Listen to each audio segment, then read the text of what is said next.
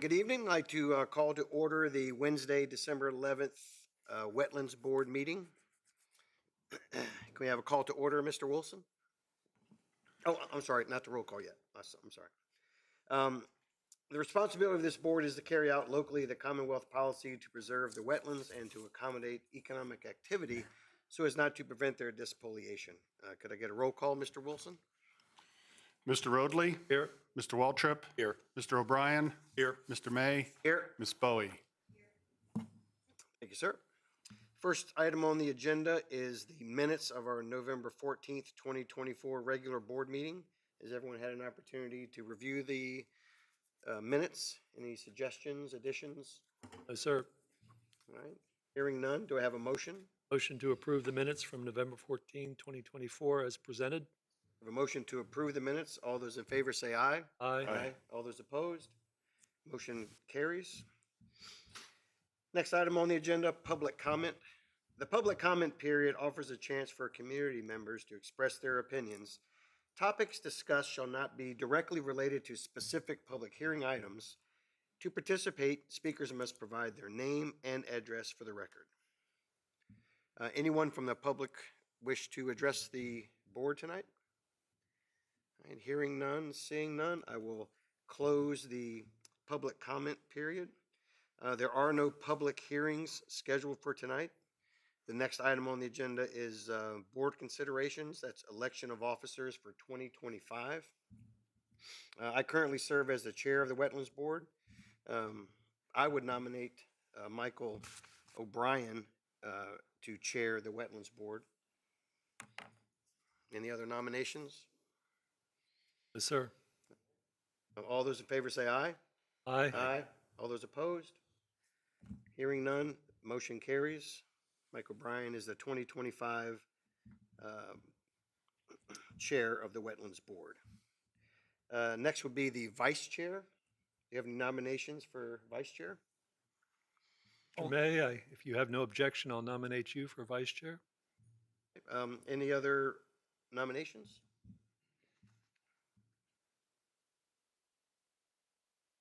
Hearing none. All those in favor say aye. Aye.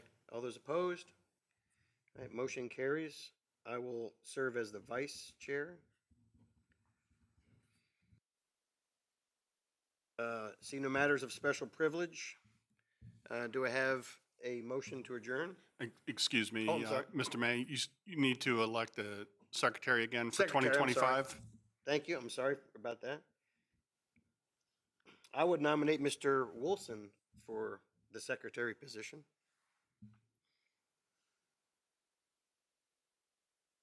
All those in favor? Aye. Aye. All those opposed? Hearing none. Secretary is Mr. Wilson. Thank you, Mr. Wilson.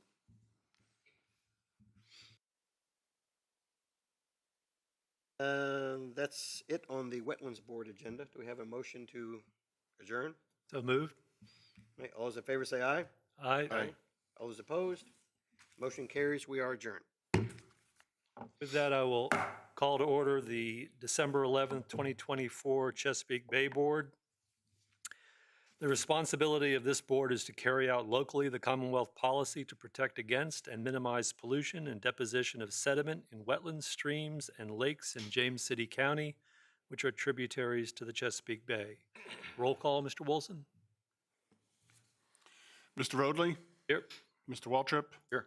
Mr. O'Brien? Here. Mr. May? Here. Ms. Bowie? You have the minutes from the November 14 meeting. Any corrections or additions? Yes, sir. Can I have a motion? Motion to approve the minutes from November 14th, 2024 is presented. Motion to approve the minutes as presented. All in favor say aye. Aye. Opposed?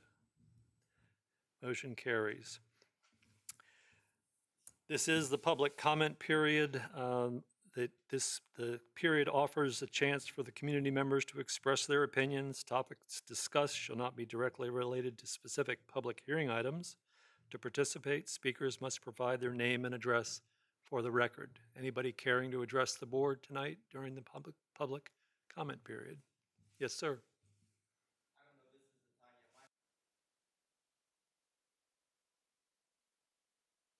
Mr. Barnhart, can you come to the podium so we can?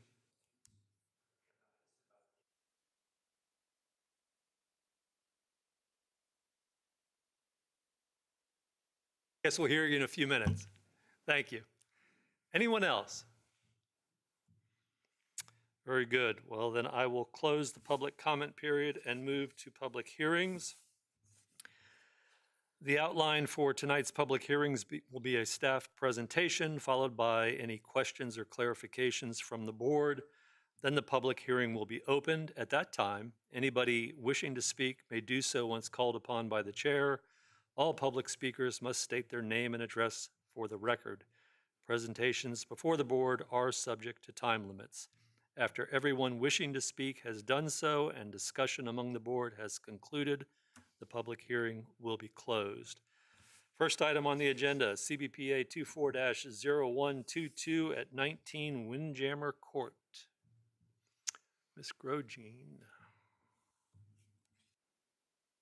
Mr. Chairman, members of the board, Emily Grosjean, Watershed Planner, presenting CBPA 24-0122. Mr. Lance Frost of Country Village Mobile Home Park has applied for a Chesapeake Bay exception on behalf of Mr. Daryl Crumpler for encroachments into the RPA buffer for the installation of a shed located at 19 Windjammer Court within the Country Village Mobile Home Park and the Skiffs Creek watershed. The parcel was platted in 1970 prior to the adoption of the Chesapeake Bay Preservation Ordinance in 1990. You can see here the parcel outlined in blue. Because this is a mobile home park, the individual mobile homes aren't highlighted. It's just one big parcel, but I'll be zooming in on that here shortly. And then you have the Skiffs Creek watershed boundary outlined in yellow here. The total lot size of this property is 4,452 square feet, of which 50% is located within the RPA. A previous Chesapeake Bay exception request was legislatively approved under CBPA 21-0211 for the construction of the existing mobile home. In August of 2024, Stormwater and Resource Protection Division staff received notice that a shed was installed on this property without the submission of a Chesapeake Bay Preservation exception request. The applicant is seeking an after-the-fact approval for the installation of a 120-square-foot shed. Total impacts to the RPA associated with this proposal equate to 75 square feet. Required mitigation for this amount of impervious impacts equals half a planting unit. Due to this being an after-the-fact request, the mitigation is doubled, thus one planting unit is required. Space limitations on this lot will require payment into the county's Chesapeake Bay Mitigation Fund in lieu of physical plantings. This is the parcel within the parcel in question, and the located shed is right here. This is the existing topography. As you can see, it's relatively flat. Along with the RPA. So it is just in that portion of the RPA there. This is the submitted site plan. Again, there's that previously approved mobile home that is existing and the shed that is being brought before the board here tonight. This is the shed on location as of August. That's just moving closer.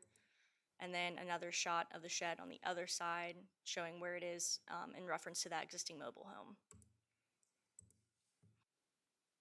Board may, staff has evaluated the application and exception request for the installation of a shed. This application meets the ordinance conditions in sections 23-11 and 23-14 and should be heard by the board because the installation of a shed is considered accessory in nature. The board may grant exceptions to section 23-7 if the application meets the following 5 conditions outlined in front of you. Staff has reviewed the application and exception request and has determined the impacts associated with the proposal to be minor for the proposed development. If the board wishes to approve the request, staff recommends the following conditions be incorporated into the approval. The applicant must pay an amount equal to $1,000 into the county's Chesapeake Bay Mitigation Fund as mitigation for the project. This exception request approval will become null and void if payment has not been made by December 31st, 2024, and written request for an extension to an exception must be submitted to the Stormwater and Resource Protection Division no later than December 31st, 2024. If you have any questions, I'd be happy to take them at this time. Grosjean, is the $1,000, I mean, what were the planting units that would have been required? So it would be half a planting unit, but because it is after the fact, we double mitigation, both plantings and the surety associated with those plantings. Due to the restrictions, it's been doubled to 1,000, which would be one planting unit normally. Thank you. Any other questions from the board? I've got a question. as far as the county is concerned, as far as a building that's put on a piece of property, whether it's setting on something or whether it has a foundation, a concrete foundation, or some kind of a footing in the ground, does that make any difference at all? Or is it just the idea that it is a building and it's not conforming? In terms of RPA impacts, regardless of the footing, it is still considered impervious, so that's what we're concerned with. Any other questions for staff? Thank you, Ms. Grosjean. Thank you. I will open the public hearing. Would anybody care to address the board from the public?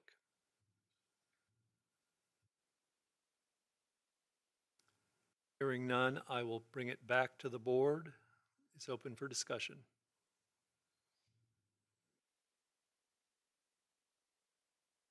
Fairly straightforward. With that, I will close the public hearing. The matter is before the board. Mr. Chair, I would make a motion to adopt the resolution to grant the exception request for Chesapeake Bay Board case number CBPA-24-0122 at 19 Windjammer Court. We have a motion to adopt. Mr. Wilson? Motion to adopt, Mr. Waltrip, Yes. Mr. O'Brien, Yes. Mr. May, Yes. Ms. Bowie, Yes. Mr. Rodley. Yes. Motion passes 5-0. Next item on the agenda is CBPA 24-0160 at 136 Freshwater Bay.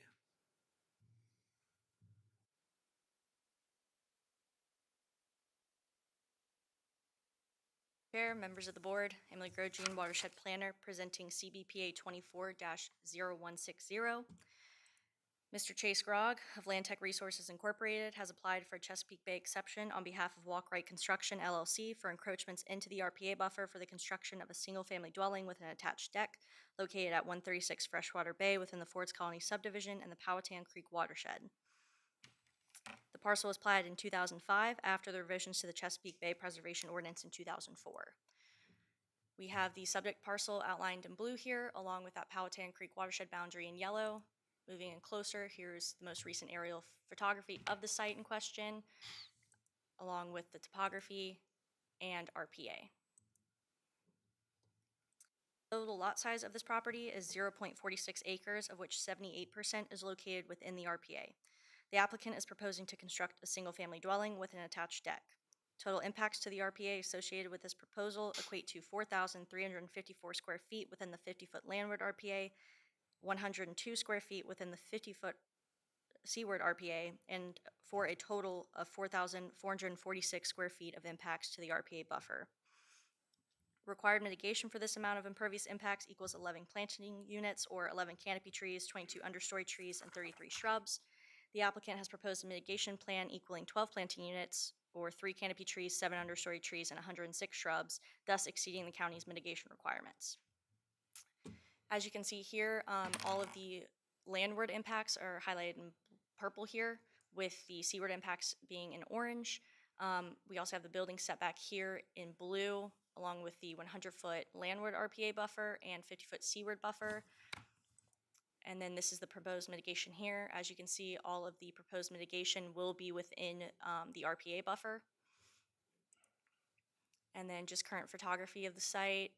Just moving a bit closer, kind of to give you an idea of how forward this corner of the house is set in reference to that building setback. And then moving left, kind of where that portion of the single-family home encroaches into the seaward 50-foot, along with the proposed deck. And kind of moving a bit further back, we have those non-RPA wetlands right there in the back corner that are not being impacted. And then kind of moving more to the left of the site, the furthest extent of the proposed work within that seaward 50-foot RPA buffer. And then just a shot back uphill just to give you an idea of the current topography of the site. Staff has evaluated the application and exception request for the construction of a single-family dwelling with an attached deck. This application meets the ordinance conditions in sections 23-11 and 23-14 and should be heard by the board because the construction of a single-family dwelling with an attached deck within the RPA cannot be approved administratively. The board may grant exceptions to Section 23-7 if the application meets the following 5 conditions outlined in front of you. Staff has reviewed the application and exception request and has determined the impacts associated with the proposal to be major for the proposed development. Staff recommends approval for this exception request, and if the board wishes to approve the request, staff recommends the following conditions be incorporated into the approval. The applicant must obtain all other necessary federal, state, and local permits as required for the project. The applicant must submit a surety of $6,000 in a form acceptable to the James City County Attorney's Office to guarantee the mitigation plan equaling 3 canopy trees, 7 understory trees, and 106 shrubs. This exception request approval will become null and void if construction is not begun by December 11th, 2025, and written requests for an extension to an exception must be submitted to the Stormwater and Resource Protection Division no later than October 30th, 2025, or 6 weeks prior to the expiration date. If you have any questions, I'd be happy to take them at this time. Any questions for Ms. Grosjean? Thank you. With that, I will open the public hearing. Mr. Grog.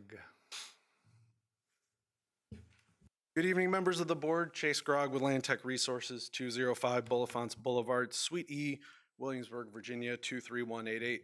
Thank you, staff, for your project overview of 136 Freshwater Bay. This lot, located in the Eagle Cliff section of the Fords Colony, brings a couple of situations along with it that we are normally not used to seeing. The first I would like to address is the minimum first floor square footage requirement. This section of Forts Colony has a minimum square footage of 3,000 square feet for the first floor. Our proposed residence has a first floor of 2,415 square feet, which is a 585 square foot reduction. This reduction was made possible due to the sheer size of a house with a 3,000 square foot first floor and matching basement below it. Though, as you are aware from previous history, getting a variance from Forts Colony on an item like this does not normally happen. There are other homes in this section already constructed under the 3,000 square feet that set a precedent for us to be able to ask for one. The next item I would like to address is how this lot ended up requiring a CBPA application. As mentioned by staff, this lot was platted in 2005 and again in 2008 after the changes to the ordinance in 2004.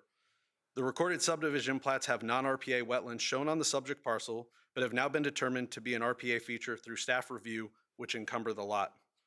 With this now blocking the back left of the property, we push the house as far forward and to the right as possible. We are set off of those two setbacks a little bit to allow water to flow from the front of the lot to drain around to the side of the house and to the rear.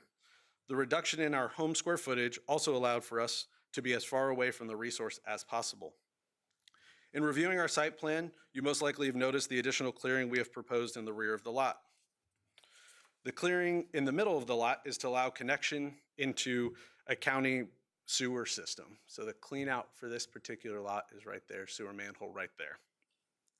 This clean out is located right in the middle of the property line, and we have reflected the necessary clearing to ensure roots impacted by the sewer lateral do not become an issue in the future. The clearing on the right is being done mostly within an existing drainage and utility easement to ensure about half of our drainage makes its way into the man-made system via catch basin and not the wetlands on the lot. If you refer to our mitigation plan, though, you will see there is a significant number of plants being placed in this area to offset the required site work. Mike, can you go back to your guys' first slide? That shows the overall. Perfect. Once the water reaches the rear catch basin on the lot, it enters a pipe system that outfalls into JCC BMP PC 083, which outfalls into JCC BMP PC 147, which outfalls into JCC BMP PC 146, which outfalls into JCC BMP PC 084, which then finally outfalls into the more natural resource. While the 2004 changes to the Chesapeake Bay Ordinance have caused these 4 BMPs to become an RPA feature, they serve as great downstream water quality protection for this site. So as you can see on this screen up here, we flow into this pond here, which flows into this pond, down to this pond, down to this pond, and then finally down into the actual more what I would call a natural resource. Based on the lot constraints, our home square footage, and downstream BMP features, we ask for your approval of this project. I'll be happy to answer any questions you may have. When you look at the front of the house off to the left, there's a silt fence. Is that part of the this property or the adjacent property? The lot to the Right left there. is currently under construction. So The- you the- guys, that was the- actually a case you guys saw. I don't remember it off the top of my Yeah, head. that was going to be my next question. So that's already been in front of us. Yep, that's an approved house, and if I remember, that one is like right around 32 to 3,300 square foot on the first floor, because when we were first doing our layout of this and I saw the potential first floor issue, I went immediately to that house because I knew that was the most recent one you guys had seen, and it is over the 3,000, but shows the same type of clearing in the rear, and I have a copy of that site plan if you'd actually like to look at it. Thanks. You're welcome. Like to me, with the number of BMPs that it's draining into, it looks like you said 5, that the water quality should be pretty good time it gets to the 5th one, so I don't think that's a problem. Correct, yeah, it flows into 4 different ones, and that's why we tried to direct that water around that right side and get to, I know it was a little bit of extra clearing, but it's within a utility easement that most likely should be cleared anyways. So installing that swale there, getting it to where it was designed to go, and then into those filtered, BMPs is a good positive downstream for this project. Other questions for Mr. Grog? Thank you, sir. Thank you. Anybody else care to address this case? Yes, sir. Please state your name and address for the record. Chairman and Board, my name is Edwin Barnhart. I live at 128 Freshwater Bay. You just saw when you look at this, you ask about to the left, I'm actually to the right as you look at this. I'm really not here to complain about anything. That's my house that you see right there. My purpose is, as has been stated, between my house and the new property, there's a small right-of-way. And my understanding is, I thought originally that you really couldn't do anything in that, but I think maybe that's incorrect. But what I want to do is just make sure, because there's a natural waterway there, and I'm sure that's going to be protected. But right now, as you look at, there have been blue tape on the trees on that lot for a long time, because something was going to happen with it, and then that's changed. My concern is I'm just wanting to protect as many trees between my property and the new property as possible. I'm ignorant on this topic, and so when you folks talk about these different initials, it means absolutely nothing to me. But I do know that trees help with the flow of water, and they're just naturally beautiful. I've experienced before, when people come in, they start removing trees, they just bulldoze them. And all I'm asking is to keep as many trees, and I haven't met my new neighbors yet, but I'm sure they would like the privacy too. So any tree that doesn't legally have to go, I'm asking that it would remain, and that's it. I thank you for your time. Thank you, Mr. And Barnhart. I can answer questions, but I probably don't know any answers. Anybody have any questions for Mr. Barnhart? Thank you. Thank you, sir.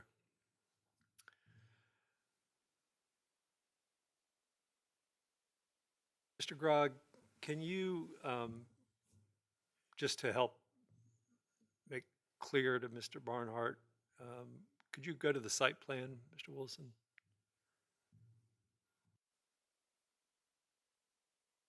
Yeah, so obviously Mr. Barnhart is here. There's the 20-foot utility and drainage easement along here, which he referred to as a right-of-way, which would be more, again, there's some catch basins here. I believe there's a pipe that runs through there. So most likely that's meant to be, unfortunately, vegetated free to prevent roots from those systems getting down into whatever is underneath there.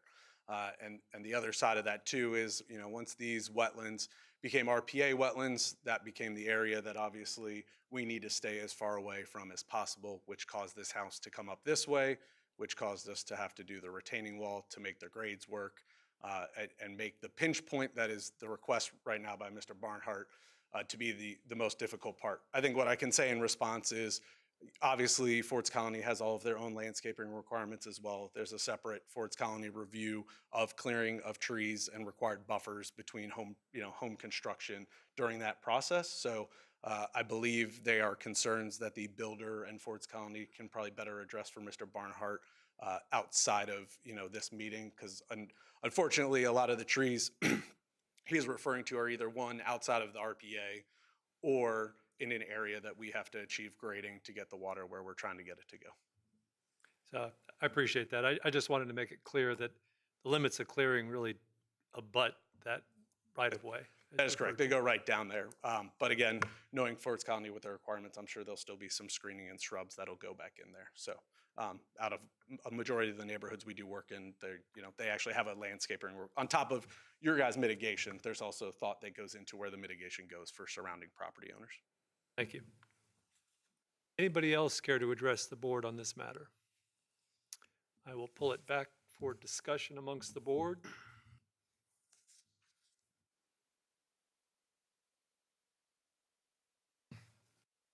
Chair, I'd say that this, they've done, it appears to me, what you made a reasonable attempt to get the home as far away from those features as possible. Also, reducing the square footage by 580 square feet. I mean, typically we're asking, minimum to afford relief. They're coming to the table with already doing that. I would be in support of this application. Any other thoughts or comments? Question for staff, Mr. Wilson. That wetland, at least as it's depicted, appears to be isolated. I assume it's connected through either surface or groundwater? Yes, sir. There is a culvert system that goes under the cart path for the golf course and into the four BMPs that Mr. Grog referenced. Thank you very much. Any other discussion? Hearing none, I will close the public hearing. The matter is before the board. Have a motion. Mr. Chair, I would make a motion to adopt the resolution to grant the exception request for Chesapeake Bay Board case number CBPA-24-0160 at 136 Freshwater Bay. Mr. Wilson? Motion to adopt. Mr. Waltrip? Yes. Mr. O'Brien? Yes. Mr. May? Yes. Ms. Bowie? Yes. Mr. Roadley? Yes. Motion passes 5-0. Next item on the agenda. Before I go there, I notice we have a contingent of scouts in the audience. Is there a reason? I'm just curious.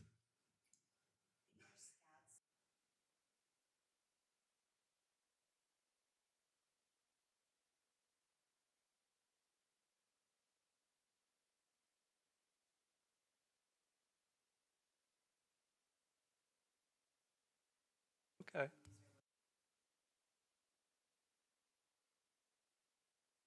Thank you very much for showing up. Thank you. Welcome. Sorry for the interruption. Next item on the agenda is CBPA 24-0153 at 105 Mercar.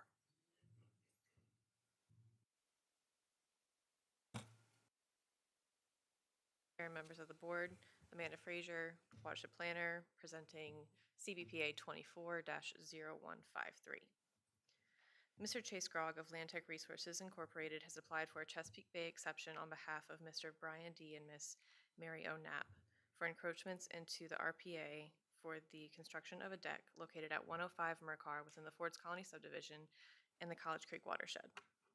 The parcel was platted in 1999 after the adoption of the Chesapeake Bay Preservation Ordinance in 1990. Here you can see subject parcel outlined in blue and the boundary of the Powhatan Creek watershed. There's a zoomed in photo of the parcel itself. Listing topography, RPA buffer. The total lot size of this property is 0.46 acres, of which 61% is located within the RPA. The applicants are proposing to construct a deck at the rear of the proposed home. Total impacts to the RPA associated with this proposal equate to 80 square feet in the 50-foot landward RPA buffer. Required mitigation for this amount of impervious impacts equals half a planting unit for the proposed deck. The applicants have correction. The applicants have provided a mitigation plan equaling 5.5 planting units, 2 canopy trees, 6 understory trees, and 36 shrubs, therefore satisfying county mitigation requirements for both the home and deck. Is the site plan here and put RPA buffer. Purple here is deck, those single dwelling, and the mitigation plantings all within the RPA. Site photos coming in from the front. This is where that front corner is located. Back. This is a shot towards the deck area, which will be right about here. And then looking back across, and it's hard to see, but there's some wetland flags right about here.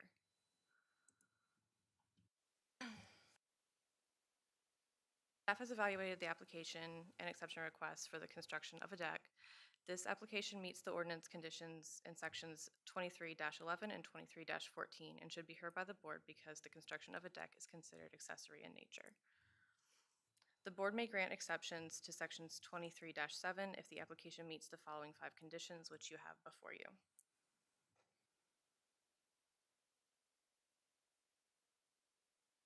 Staff has reviewed the application and exception request and has determined the impacts associated with the proposal to be minor for the proposed development. Staff recommends approval for this exception request, and if the board wishes to approve the request, staff recommends the following conditions be incorporated into the approval. The applicants must obtain all necessary federal, state, and local permits as required for the project. The applicants must submit a surety of $4,125 in a form acceptable to the James City County Attorney's Office to guarantee the mitigation plantings equaling 5.5 planting units.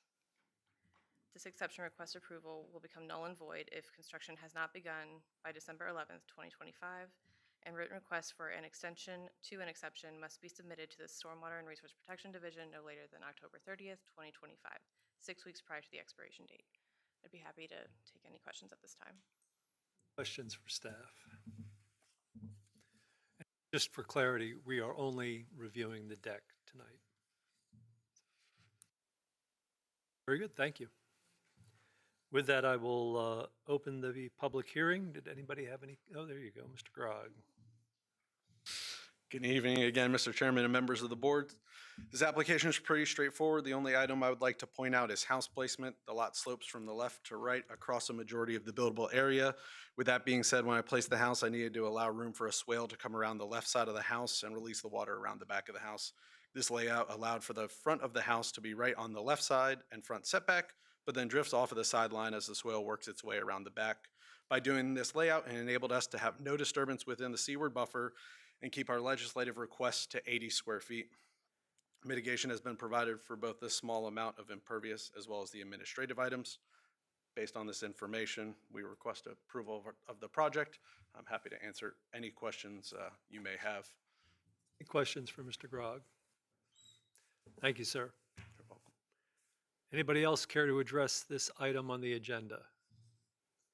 Hearing none, I will pull this back to the board for discussion. Fairly minor impact. Well, I would be in support of this, Mr. Hearing Chair. no objections, I will close the public hearing. The matter is before the board. I have a motion. Motion to adopt the resolution to grant the exception request for Chesapeake Bay Board case number CBPA 24-0153 at 105 Mercer. Mr. Wilson? Motion is to adopt. Mr. Waltrip? Yes. Mr. O'Brien? Yes. Mr. May? Yes. Ms. Bowie? Yes. Mr. Oatley? Yes. Motion passes 5-0. Next item on the agenda, CBPA 24-0128 at 4376 Landfall Drive.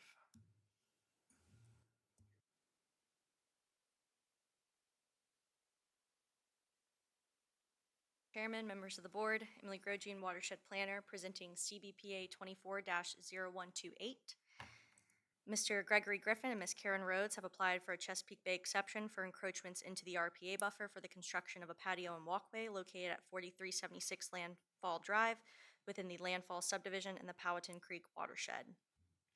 The parcel was platted in 2001 prior to the revisions to the Chesapeake Bay Preservation Ordinance in 2004. You can see the parcel in question outlined in blue here, along with that Powhatan Creek watershed boundary in yellow here. Moving in closer, this is recent aerial photography of the site. There is an existing house on this property, as you'll see in the proposed site plan, along with the current topography. As you can see, it just slopes towards the back there, and the current RPA buffer. Additionally, there is natural open space easement on this lot.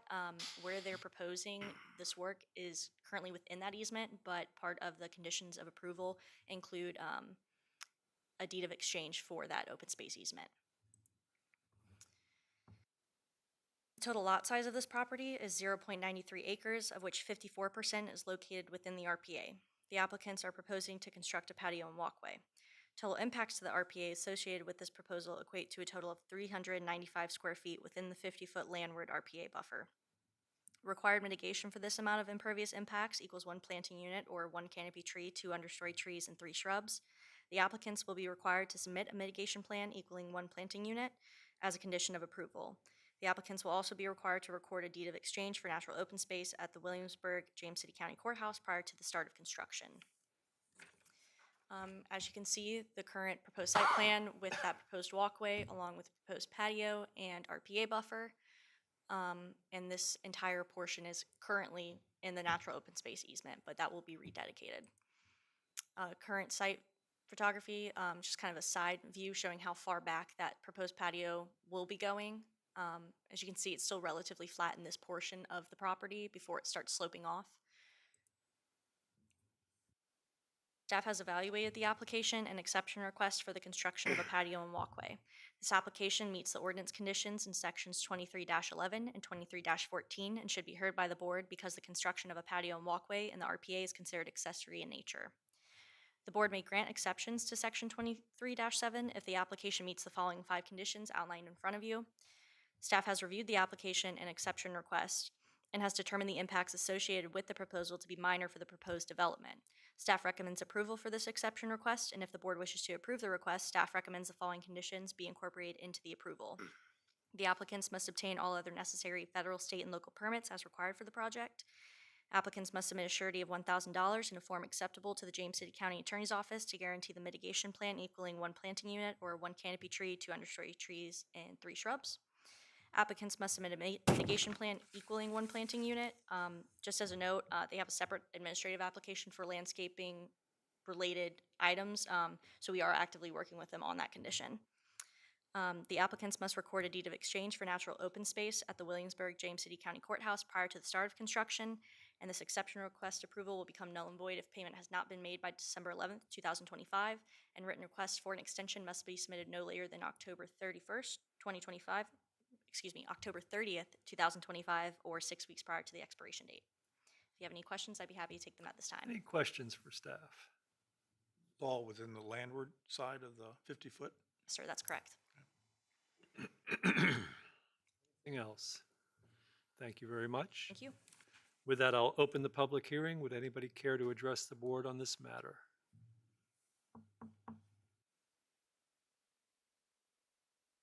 My name is Greg Griffin. I live at 4376 Landfall Drive. The nature of this is we just built a house about not quite a year ago, and we had initially planned on putting a patio off the back end of the house and to the right, but it turned out we came from New Hampshire. You know, we're trying to understand how this house is going to sit on the property 600 miles away. It's a little difficult. You get there and you see all these trees and other things and neighbors' site. And we were going to put a patio off the back right end of the house, but that didn't work out. It was so close to the house and really kind of infringing on the privacy of our next door neighbor. And the back of the house is very close to the natural open space easement and the RPA. So that was the part of the motivation of pushing it back into the RPA. Is to give us some room to actually put a patio in. And so then the property that we're exchanging is on the left side of the lot. It's a wooded section of equal area, 395 square feet. And it's adjacent to the existing, it's common land there, and that common land is actually part of the RPA. Very good. All right? Any Questions? questions for Mr. Griffin? Thank you, sir. Thank you. Anybody else care to address the board on this matter? Hearing none, I'll pull it back to the board for discussion. Here, this is a minor impact, and I would agree with the county staff's recommendation to approve it, so I would support this. I concur. Application. With that, I will close the public hearing. The matter is before the board. Do I have a motion? Make a motion to adopt a resolution to grant exception request Chesapeake Bay Board case CBPA 24-0128 at 4376 Landfall Drive. Mr. Wilson? Motion to adopt, Mr. Waltrip, Yes. Mr. O'Brien, Mr. May, Yes. Ms. Bowie, Yes. Mr. Roadley. Yes. Motion passes 5-0. Speeding right along through the agenda. Item number 5, CBPA 24-0152 at 223 Sherwood Forest.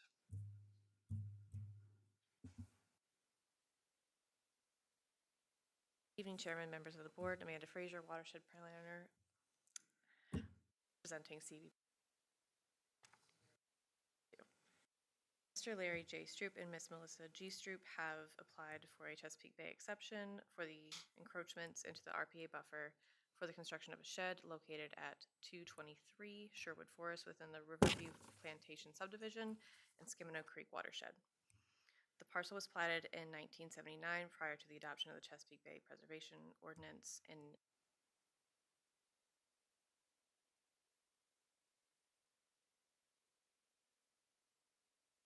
photo area and outlined in blue. Skimino watershed boundary yellow. Photo of the property and addition. Topography. Buffer. Floodplain. Total lot size of this property is 2.93 acres, of which 89% is located within the RPA. The applicants are proposing to construct a 112 square foot shed. Total impacts to the RPA associated with this proposal equate to 112 square feet in the 50-foot seaward RPA buffer. Required mitigation for this amount of impervious impacts equals half a planting unit. The applicants have provided a mitigation plan equaling 1 planting unit, 1 canopy tree, 2 understory trees, and 3 shrubs, therefore exceeding county mitigation requirements.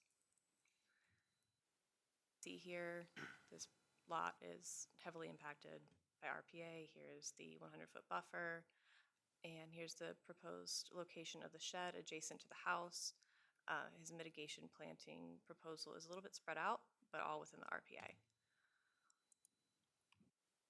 Site photos coming along the front of the house, looking in the direction of the shed, which will be off this side. Proposed location will be in this area, and a few of the mitigation plantings will be adjacent to it as well.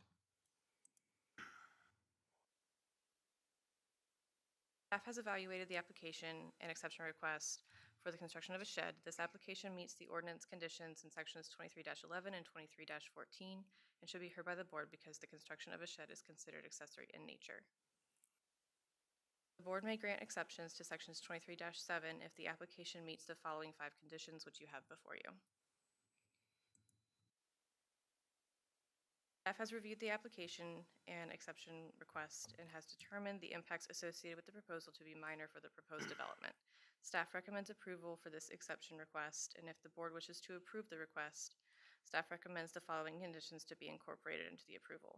The applicant must obtain a development in the floodplain permit and all other local, state, and federal permits.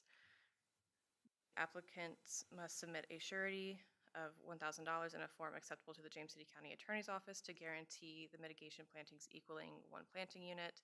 This exception request approval will become null and void if the construction has not begun by December 11th, 2025. Written requests for an extension to an exception request must be submitted to the Stormwater and Resource Protection Division no later than October 30th, 2025, 6 weeks prior to the expiration date. I'd be happy to answer any.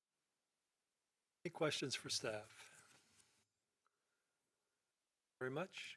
With that, I will open the public hearing. Would anybody care to address the board on this matter?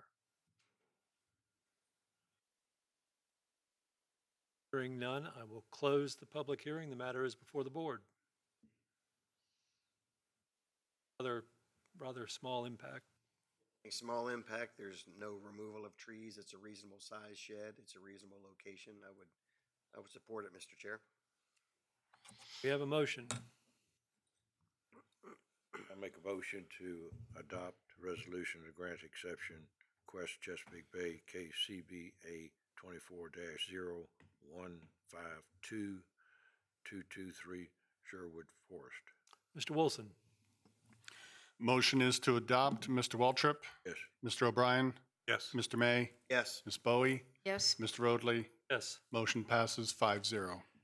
Next item on the agenda, CBPA 24-0163 at 223 St. Cuthbert.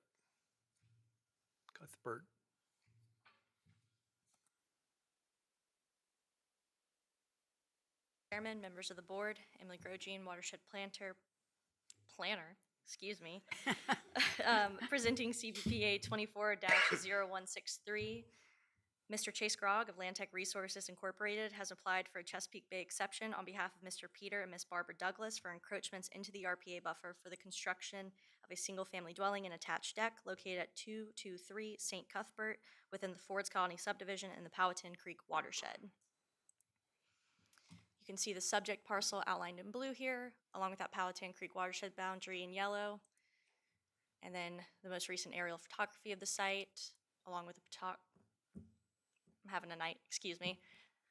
with the recent topography. As you can see, it gradually slopes back, along with the RPA. As you can see, the entire lot is covered in RPA due to the presence of wetlands on the site here. The total lot size of this property is 0.29 acres, of which 97% is located within the RPA. The applicants are proposing to construct a single-family dwelling with an attached deck. Total impacts to the RPA associated with this proposal equate to 2,083 square feet of impacts to the 50-foot landward RPA, 1,772 square feet of impacts to the seaward 50-foot RPA, for a total of 3,855 square feet of impacts to the overall RPA. The minimum first floor square footage required for this section of Fords Colony is 17,000 square feet. 1,700.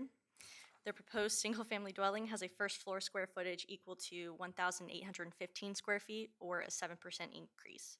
Required mitigation for this amount of impervious impacts equals 10 planting units, or 10 canopy trees, 20 understory trees, and 30 shrubs. The applicants have provided a mitigation plan equaling 8 planting units, or 10 canopy trees, 20 understory trees, and 30 shrubs, and will be paying into the county's Chesapeake Bay Mitigation Fund for the remaining 2 units, thus satisfying the county's mitigation requirements. As you can see here, outlined in orange is that attached deck along with the single-family dwelling within the 50-foot seaward. The impacts to the 50-foot landward are outlined in purple, and we have the 100-foot buffer line here along with that 50-foot buffer and the edge of wetlands in green. And then in terms of building setbacks, that's outlined in blue around the site here. Here's the proposed mitigation plan. As you can see, all mitigation that's proposed will be going into the RPA. Granted, only that portion of the lot isn't RPA, so it kind of works out. Current photos of the site, starting kind of from the front corner of the proposed single-family residence, going back to try to give you an idea of how it slopes back. Going back further, the rough corner of the house here and here, kind of where that 50-foot buffer begins, or 50-foot seaward, I should say. Then just moving a little bit closer, you have that corner, rough corner of the home, and then turning to the left, kind of where that proposed deck will be coming off, just giving you an idea of just how far back the impacts go on this lot. And then that's more of an uphill shot from that same spot where the previous photo was taken, just looking upward to, again, give you an idea of how sloped this lot is towards the back. And then just from the front of the lot, looking back down to see the furthest extent of those impacts in the rear. Staff has evaluated the application and exception request for the construction of a single-family dwelling with an attached deck. This application meets the ordinance conditions in sections 23-11 and 23-14 and should be heard by the board because the construction of a single-family dwelling with an attached deck within the 50-foot seaward RPA cannot be approved administratively. The board may grant exceptions to section 23-7 if the application meets the following 5 conditions outlined in front of you. Staff has reviewed the application and exception request and has determined the impacts associated with the proposal to be major for the proposed development. Staff recommends approval for this exception request, and if the board wishes to approve the request, staff recommends the following conditions be incorporated into the approval. Applicant must obtain all other necessary federal, state, and local permits as required for the project. Applicants must submit a surety of $6,000 in a form acceptable to the James City County Attorney's Office to guarantee the mitigation plan equaling 8 planting units. The applicants must pay an amount equal to $2,000 into the county's Chesapeake Bay Mitigation Fund as mitigation for 2 of the required planting units for the project. The applicant must record an affidavit in the Williamsburg-James City County Courthouse prior to the release of surety. A 6-foot chain link fence must be installed along the limits of disturbance that run along the wetland system prior to the start of construction. That was noted in the site plan. I didn't highlight it. This exception request approval will become null and void if construction is not begun by December 11th, 2025, and the written request for an extension to an exception must be submitted to the Stormwater and Resource Protection Division no later than October 30th, 2025, which is 6 weeks prior to the expiration date. If you have any questions, I'd be happy to take them at this time. Any questions for staff? Thank you very much. With that, I'll open the public hearing. Mr. Grog. Good evening again, members of the board. Chase Grog with Land Tech Resources. Thank you, Emily, for the project overview of 223 St. Cuthbert. We worked for a while on this lot with our client to ensure that the layout we brought to this board was the minimum necessary to afford relief and a similar footprint to other homes approved within Ford's Colony with the same type of environmental constraints. The first house we placed on this lot went all the way to the wetlands, and we worked with the home designer and owners to reduce the footprint of the house greatly. We accomplished this by making a house close to the minimum square footage. Another item considered during our design phase was if we could make the house a front-loading garage in an effort to reduce impervious in the RPA as well.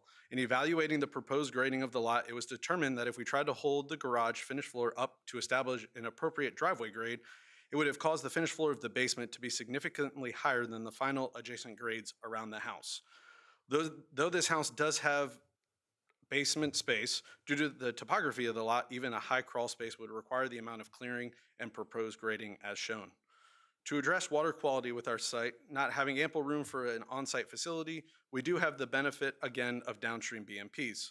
Once the water reaches the rear of the lot, it enters into JCC BMP PC 1112, or 112, which outfalls into JCC BMP PC 156, which outfalls into JCC BMP PC 157, which then outfalls into the more natural resource. While the 2004 changes to the Chesapeake Bay Ordinance have caused these BMPs to become RPA features, they serve as great downstream water quality protection as designed. As we always try to do, this proposed house development has been designed with all JCC and Chesapeake Bay preservation criteria in mind, and we have done our best to limit on-site impacts while also utilizing downstream water quality features to limit overall project impacts. Based on the information provided and staff recommendation, myself, Mr. and Mrs. Douglas, request approval for the proposed house. I'll be happy to answer any questions you have. I also have Brian Parsons with Carson Development, the builder for the project here as well. Any questions for Mr. Grog? Yeah, the intent of pulling it away from the edge of the wetlands is good to minimize the impact. Can you just walk me through the process that you went through to come up with the square footage and why you didn't go the extra 8%? Yeah, so when the home designer first sent us over the house plan to do what we call a check fit on the lot, it went all the way to the back here, and I instantly went, nope, that's not gonna fly. So we worked with them. The answer to that question, which was pointed out to me recently in the last week from staff, was I had misread Ford's Colony's document when it came to the minimum square footage. And so I was holding a number 100 square feet different than what the actual minimum is. And so that was where we had taken the house, was based on that. I still think we're, comparable to other projects within, Ford's Colony that have been approved. Again, going down that methodology, up here in the front, there's about a 4 to 5 foot drop here. So when originally, we were, the homeowner's request was actually for it to be front loading. But once we kind of did the driveway here, even if we tried to put a crease in here, we were going to end up 3.5 feet higher, which was, our grade in the back is pretty much already at finished grade. So any increase in raising all of this up would just cause the back walls of the house to either be that much more extended, high crawl space. There's just not many good impacts there. So in trying to make a functioning driveway with water not directed right at the house, that's what caused this to spring around and an increase of impervious there as well. You mentioned early in your presentation the fact that the other applicants in this vicinity were approved. Did you represent those? I represented a couple of them. I'll be honest, Okay. I don't remember No, any of okay. the exact numbers for you off the top of my head. I think in looking at this project, the big one of the big benefits is that downstream protection. We work on a lot of the lots that are down in the bottoms that are right connected to the swamps that have no hope for water quality, improvement besides anything we put on the lot itself. So having the significant numbers of on-site BMPs downstream to help with any, that were designed to put there specifically for that reason to help prevent off-site runoff. So, Mr. Grog, so the water flows from the front of the property towards the back and then through those 3 BMP features into the natural feature? Correct. Yep. Okay. There's a swale. Let me make sure I say correctly. Yeah. So the high point of our swale is right off the corner of this garage. So you'll have some of it that flows this way across the driveway and a swale here, and then the rest of the water that comes down this way. It goes into what I would call, the on-site wetlands, but the BMP water starts right off the corner here. So it honestly kind of acts as a little filter area before it even gets into all the other, wetland resources. As well as this clearing off the back. I know it's not much, but we did our best to, at least where the swales were coming down, to leave a little bit of a buffer off of those wetlands to allow for, some construction, I'll say safety area, but having that chain link fence there, having silt fence along there, and then, an area for the water to flow. Definitely a tricky lot with the amount, from the front of the lot all the way back to the wetlands is basically a 20-foot drop in topography. It goes from 68 down to roughly 48 at the wetlands. Any concern for, or at least long-term erosion potential? I mean, we see, development within the county, especially on slopes like this, and ultimately people are coming back for retaining walls to help arrest. Yeah, I don't think we'll be able to do many, or I don't think they would be able to do many retaining walls down the side to be able to catch much. I think if there were signs of erosion, some check dams could be placed along the swales to ensure to help slope the water. We've done that on previous projects before, where there's swales, as well as we could discuss with the builder taking the roof leaders and piping them out to the back, so that then you don't have all the impervious from the roof, and put those in a flatter area in the back to help those swales avoid some of that additional flow. Encourage you to consider that. Yep. Any other questions for Mr. Grog? Thank you, sir. Thank you. Anybody else care to address the board on this matter? We'll pull the discussion back to the board. I mean, I would normally like to see the minimum square footage adhered to, but the fact that this has got so many downstream BMP filtration systems, I'd be open to approving it. I would support my colleague, the fact that, we typically like to stay within that minimum square footage. This is 7% over, but they do have those 3 additional BMPs to kind of on the backside of that. So I too would be in support of this. Any other comments? With that, I will close the public hearing. The matter is before the board. Do I have a motion? Motion to adopt the resolution to grant the exception request for Chesapeake Bay Board case number CBPA 24-0163. Motion to adopt, Mr. Wilson? Motion to adopt, Mr. Waltrip. Mr. O'Brien, Yes. Mr. May, Yes. Ms. Bowie, Yes. Mr. Roadley. Yes. Motion passes 5-0. Next item on the agenda, CBPA 24-0169 at 109 Brancaster.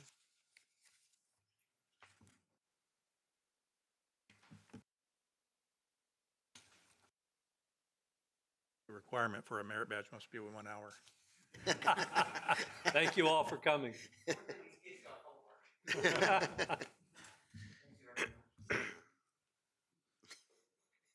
Chairman, members of the board, Emily Grogine, Watershed Planner, presenting CBPA 24-0169. Mr. Chase Grogg of Land Tech Resources Incorporated has applied for Chesapeake Bay exception on behalf of Mr. Darnell Lamont Coville and Ms. Hillary Brown Coville for encroachments into the RPA buffer for the construction of a single-family home and screened porch located at 109 Brancaster within the Fords Colony subdivision in the Powhatan Creek watershed. The parcel was platted in 1981 prior to the adoption of the Chesapeake Bay Preservation Ordinance in 1990. As you can see here, or not, the parcel is outlined in blue along with that Powhatan Creek watershed boundary outlined in yellow. Recent aerial photography of the site, along with topography, and the RPA. As you can see, the majority of this lot is RPA. The total lot size of this property is 0.55 acres, of which 98% is located within the RPA. The applicants are proposing to construct a single-family home and screened porch. Total impacts to the RPA associated with this proposal equate to 1,623 square feet to the landward 50-foot RPA, 1,783 square feet to the seaward 50-foot RPA, for a total of 3,406 square feet of total impacts to the RPA. The minimum first floor square footage required for this section of Fords Colony is 1,500 square feet. The proposed single-family dwelling has a first floor square footage equal to 1,580 square feet. Required mitigation for this amount of impervious impacts equals 9 planting units or 9 canopy trees, 18 understory trees, and 27 shrubs. The applicants have provided a mitigation plan equaling 9 planting units or 1 canopy tree, 3 understory trees, and 89 shrubs, thus satisfying the county's mitigation requirements. There's also floodplain here, which is noted on the site plan for the 100-year floodplain. As you can see here, the existing wetlands on the property are outlined in green, along with the building setback in blue. Any proposed work within the landward 50-foot RPA is outlined in purple, with the proposed work in the 50-foot seaward RPA in orange. And then there was supposed to be the mitigation plan there, but all of the proposed mitigation that was submitted is to be planted within the RPA buffer. And then the 2 infiltration trenches that are proposed on this lot, this is the cross section for both of these here. This may actually be pertinent to a different plan, and I just added the slide on accident, so please disregard that actually.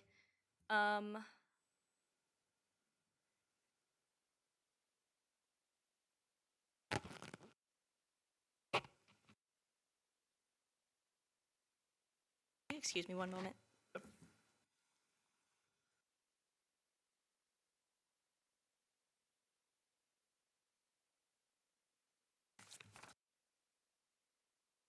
Wrong site photos were added to this plan, so please disregard. Staff has evaluated the application and exception request for the construction of a single-family home and screened porch. This application meets the ordinance conditions in sections 23-11 and 23-14 and should be heard by the board because the construction of a single-family home and screened porch into the seaward 50-foot RPA cannot be approved administratively. The board may grant exceptions to section 23-7 if the application meets the following 5 conditions outlined in front of you. Staff has reviewed the application and exception request and has determined the impacts associated with the proposal to be major for the proposed development. Staff recommends approval for this exception request, and if the board wishes to approve the request, staff recommends the following conditions be incorporated into the approval. Applicants must obtain all other necessary federal, state, and local permits as required for the project. Applicants must submit a surety of $6,750 in a form acceptable to the James City County Attorney's Office to guarantee the mitigation plan equaling 9 planting units or 1 canopy tree, 3 understory trees, and 89 shrubs as proposed. Applicants must record an affidavit in the Williamsburg-James City County Courthouse prior to the release of surety. A 6-foot chain link fence must be installed along the limits of disturbance that run along the wetland system prior to the start of construction. And the exception request approval will become null and void if construction is not begun by December 11th of 2025, and written requests for an extension to this exception request must be submitted to the SRP division no later than October 30th, 2025, or 6 weeks prior to expiration. If you have any questions, I'd be happy to take them at this time. Could you go back to the site plan, please?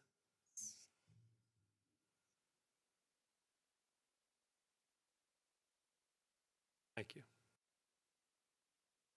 Any questions for staff?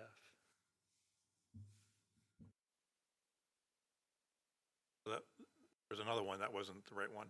So this is the correct plan for the proposed work. It's Okay. just all of the photos, and it says mitigation plan on here. But, Go one back from this.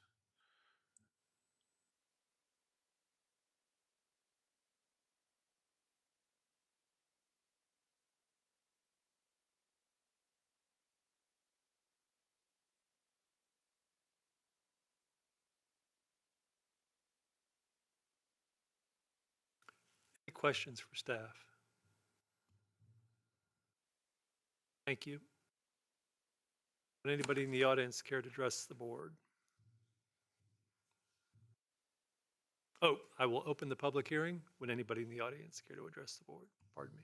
Good evening again, Mr. Chairman and members of the board. I would like to first point out that this exact layout was previously heard before this board as CBPA-23-0098 at your September 13th, 2023 meeting and received a 3-to-1 approval vote. I will just summarize for the board items of the site plan thought of during the planning process, as well as discussion items from the previous meeting. The reason for this case being heard again by the board is due to the fact that the construction did not begin and the date to request an extension was missed. It is still the same owner of the lot from the previous case, and they are now at the point are ready to start construction. The proposed home is a one-story residence with a basement and only 80 square feet above the minimum allowed by Ford's Colony. To minimize our impacts on this lot, we pulled the house as far forward as possible and reduced impacts of the rear by removing what would be a long set of stairs to access the screened-in porch. In grading the lot, we also did our best to utilize the already installed concrete swale along the southern property line. This will help reduce erosion concerns as it is already an existing stormwater feature that can be utilized.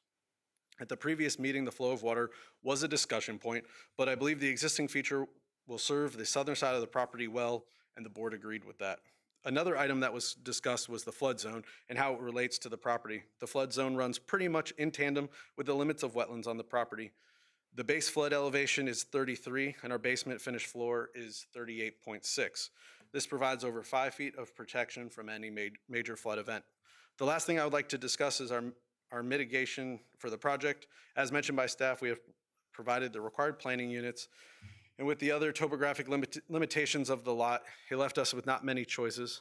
I also consider the placement of the house as far forward as possible, as well as the limited square footage as part of our mitigation. The site plan is a great example of doing the minimum necessary to afford relief on a lot encumbered by wetlands and the resource protection area. I know staff had up there the infiltration trenches. They are not currently proposed on this particular site, just for clarification.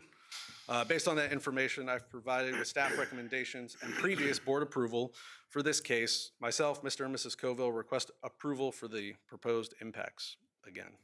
I'll be happy to answer any questions you may have. And again, Brian Parsons with Carson Development is here as the builder and representative too.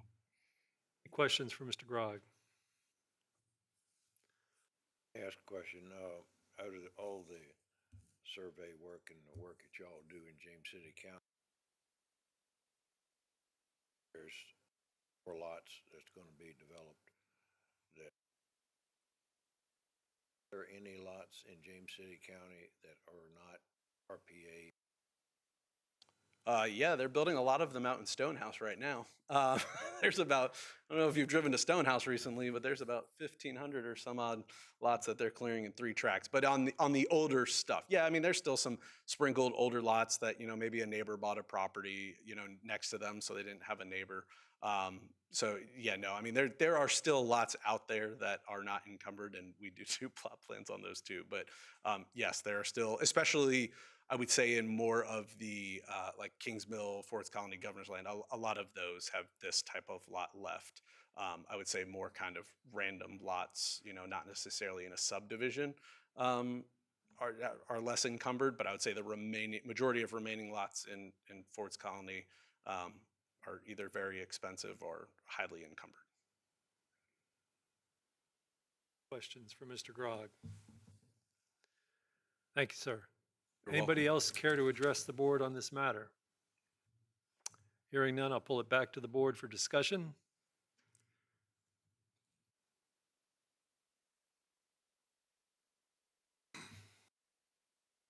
Here, I would say this, this property has that on-site feature, the concrete, feature there, and, you know, it's 80 feet above the minimum square footage. They've moved it as far forward as they, looks like they possibly can. I think I would be inclined to support this application. Any other comments or discussion? If I was the dissenting member from before, I don't remember what it was, but. I think I was. No, okay.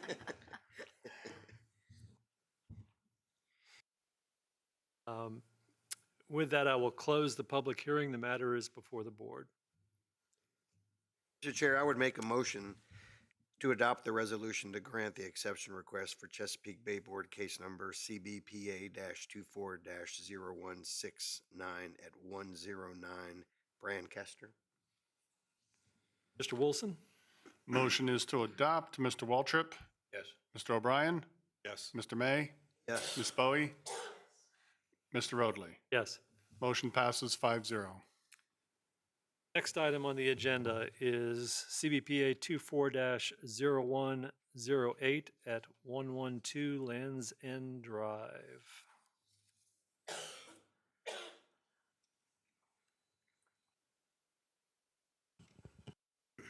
Good evening, Mr. Chair, members of the board. Amanda Frazier, Watershed Planner, presenting CBPA 24-0108. Mr. Ahmed Hassan has applied for a Chesapeake Bay exception on behalf of Mr. Kenneth T. Brown for encroachments into the RPA buffer for the construction of a deck, pool, and outbuilding located at 112 Lands End Drive within the Powhatan Shore subdivision and the Powhatan Creek watershed. The parcel was platted in 1975 prior to the adoption of the Chesapeake Bay Preservation Ordinance in 1990.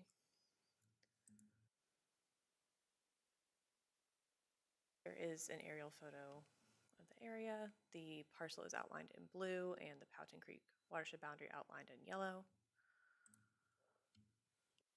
Zoomed in photo of the existing conditions, the subject parcel outlined in blue.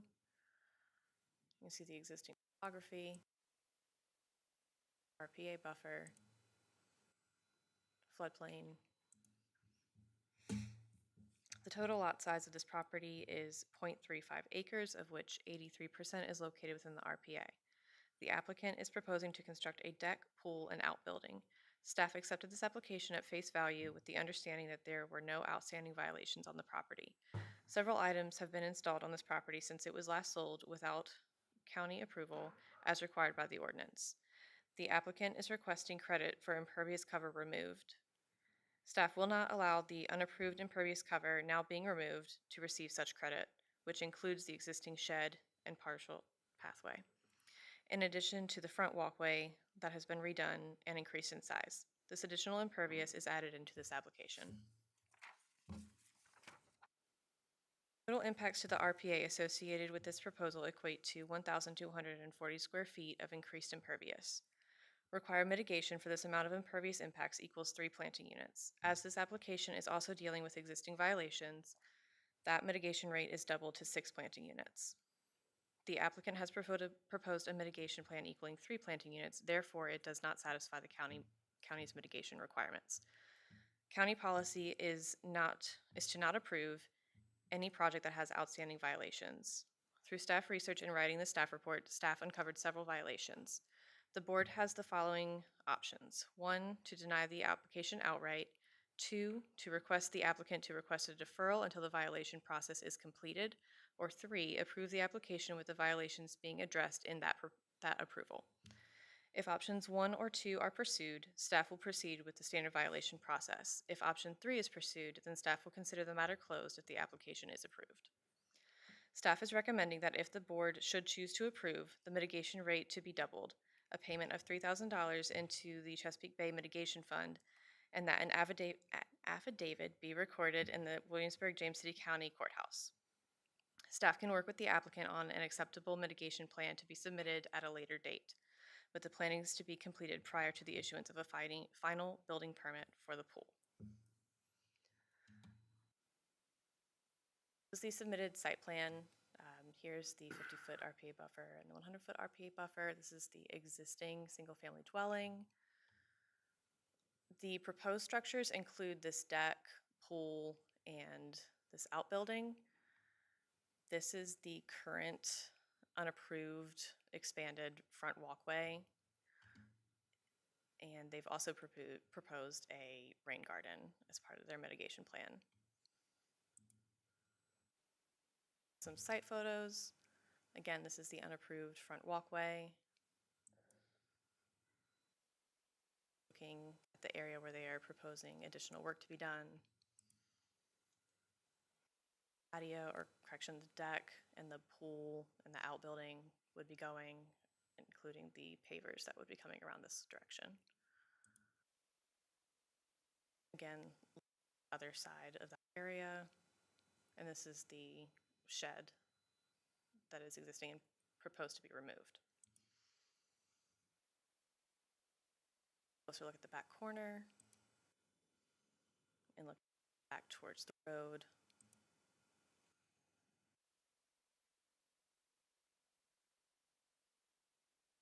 Great shot of the proposed work area.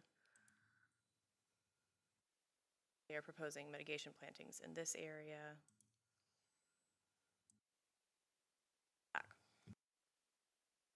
Staff has evaluated the application and exception request for the construction of a deck, pool, and outbuilding.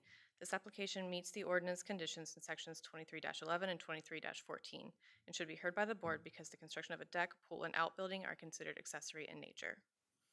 The board may grant exceptions to section 23-7 if the application meets the following 5 conditions which you have before you. Staff has received the application and exception request and has determined the impacts associated with the proposal to be major for the proposed development.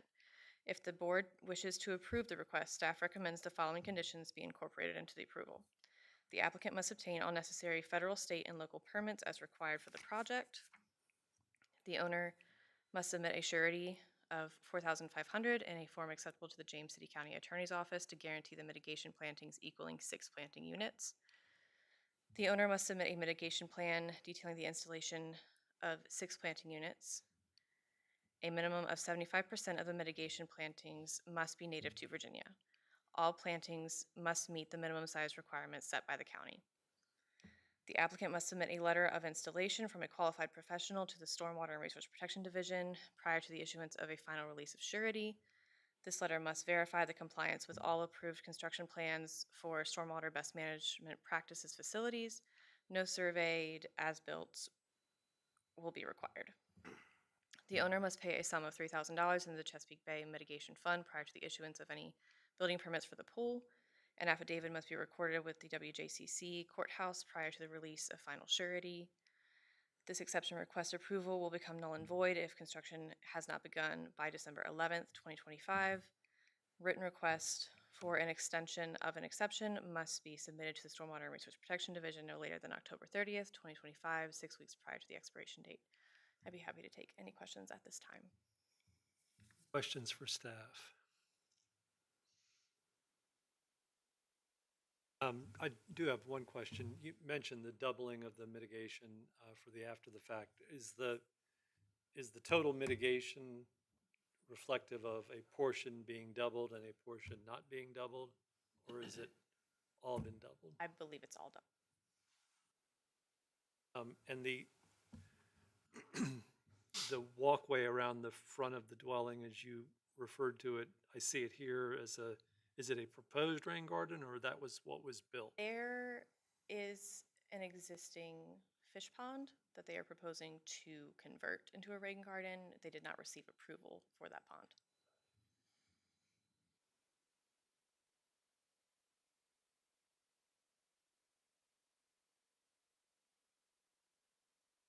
In addition to the doubling of the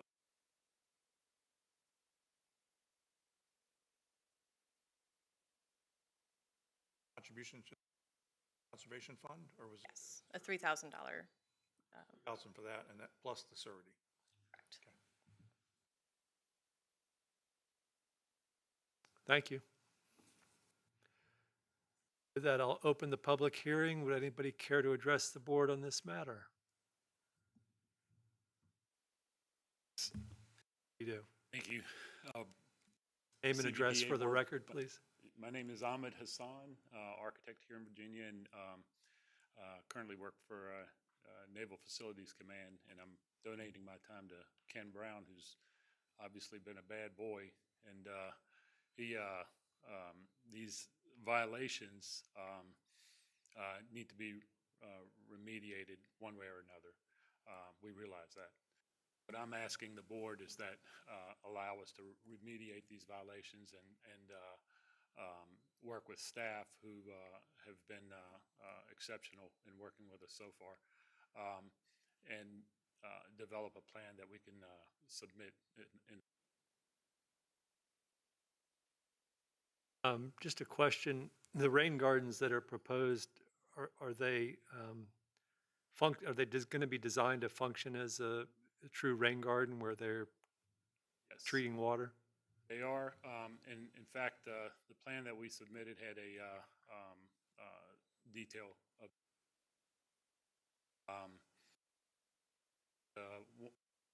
where the pond is now. We're looking at converting that into a rain garden, but perhaps even looking at a BMP in the water. The shed is supposed to, we plan for it to be a slope shed to the rain garden, so it would collect any water distributed from the shed. And as far as the mitigation plantings, my calculation was that we exceeded, but I need to get with staff, work with staff on doubling what they're. I understand that they're because of the violations, they can't recommend approval, but we are asking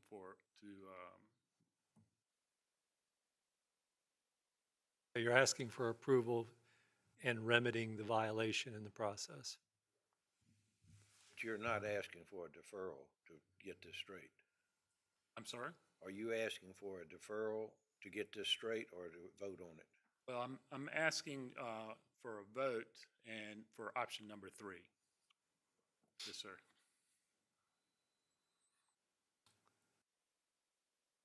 Any more questions? Maybe slow gazelle here, but if we do approve this as option number 3, tell me again how the violations will be addressed with staff. Well, it says in option number 3 that the violations will be remediated as part of the plan, as far as the mitigation plan and how those the hard surfaces would calculate. Am I correct in that? Yeah. Any other questions for me? And Probably going to make. Get me up to speed. Yes, sir, Mr. O'Brien. This is this case, as Ms. Frazier said, started out simple and it got complicated as we dove into it. If the board should choose to approve, the walkways going out to the pier, the front walk and pond area here, that impervious cover is already added into the approval process, and then as Mr. Roadley alluded to, the entire mitigation required for that impervious cover has been doubled. We did not parse out specifically this area and this area and doubling only that impervious cover mitigation requirements, and then counting this as single mitigation. That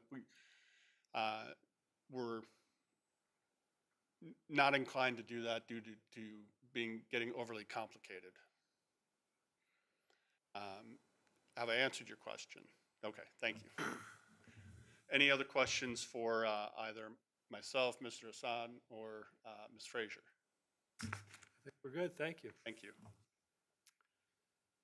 Anybody else care to address the board on this matter? Hearing none, I'll pull the discussion back to the board.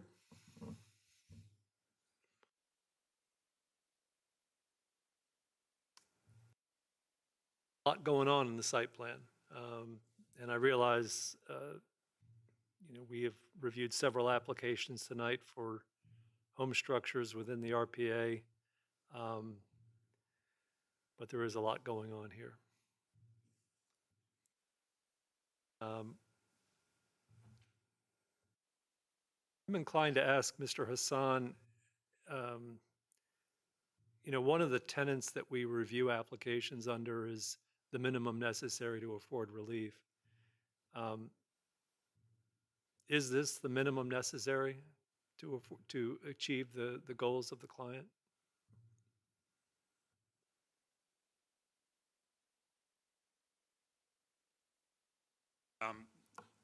It is the minimum that we feel like it's the minimum because if you really look at the areas, the deck area, the pool is a very small pool, and then the shed, which would actually house the pool equipment and see what shed storage and so forth. That was pretty much the minimum. It was a little bit larger when we scaled it back, just to not have as much of it. Did screen it with the vegetation. I know there were two plantings that did not meet the mitigation, so we were going to change those. Thank you. Any other questions or comments, discussion? As a board? You're free to ask Mr. Hassan a question if you. No, I'm okay. right now. Okay, thank you, sir. Back to the board for discussion. There are other pools in that area and outbuildings in that area that's food and everything.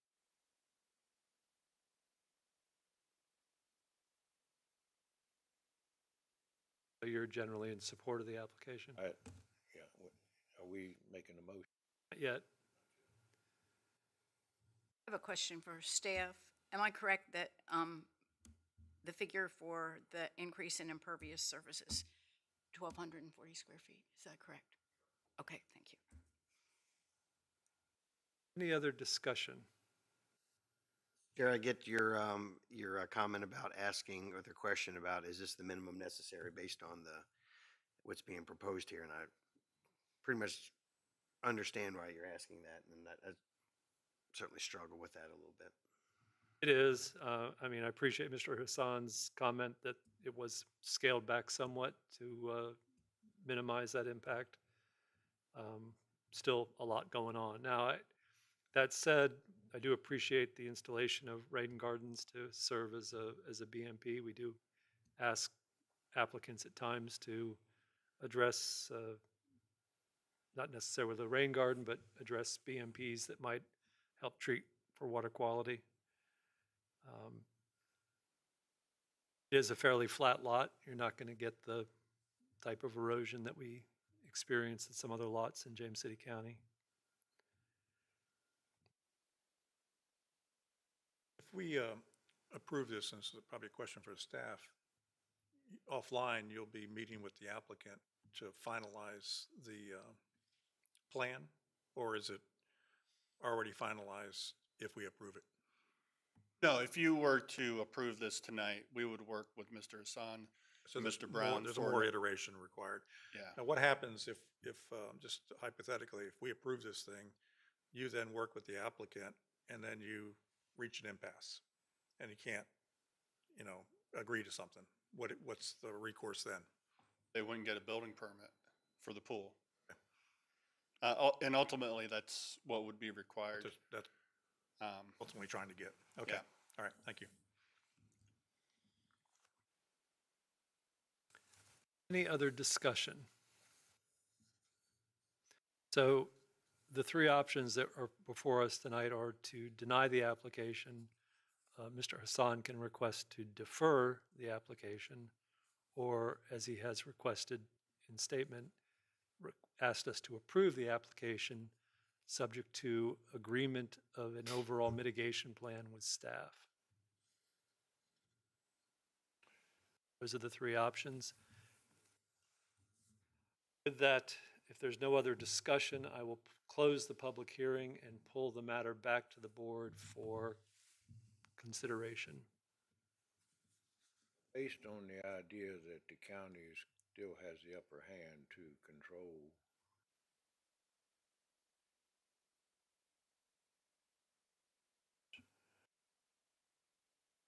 I'd like to make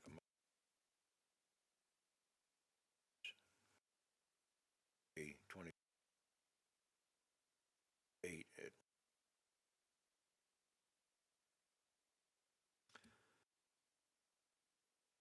Mr. Wilson,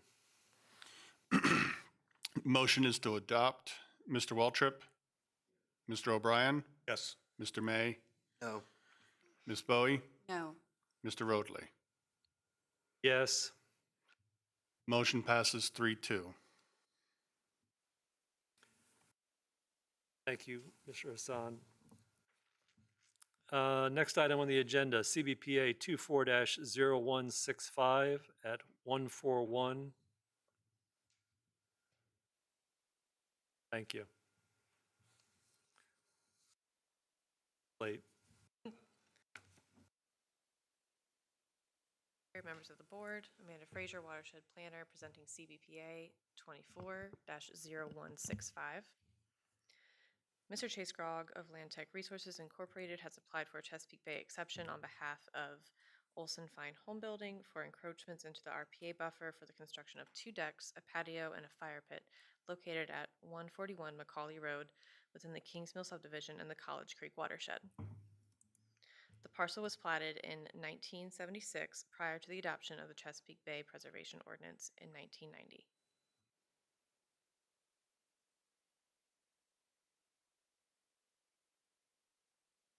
Here you see the parcel outlined in blue and the watershed boundary outlined in yellow. An aerial photo on the parcel outlined in blue. The existing topography, a buffer. Total lot size of this property is 1.02 acres, of which 77% is located within the RPA. The applicant is proposing to construct 2 decks, a patio, and a fire pit totaling 702 square feet. Total impacts to the RPA associated with this proposal equate to 702 square feet and the landward 50-foot RPA. Required mitigation for this amount of impervious impacts equals 2 planting units for the proposed accessory structures.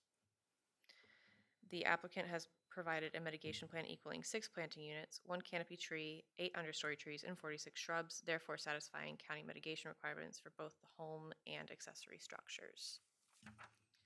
Here you can see the mitigation plan. The house is administratively approved, and outlined in purple would be the accessory structures, the fire pit, patio area, and the 2 decks.